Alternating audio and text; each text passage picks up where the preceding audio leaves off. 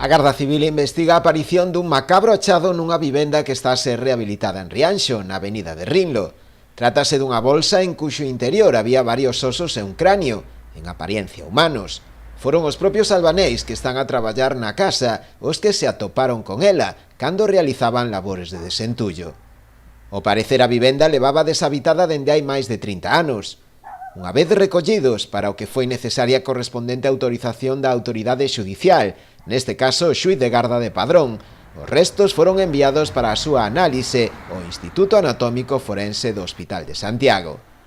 Fontes próximas á investigación informaron de que a vivenda pertenceu no pasado ao antigo enterrador e que, aínda que estrano, o achado puidera gardar relación con el, algo que deberá confirmar a investigación.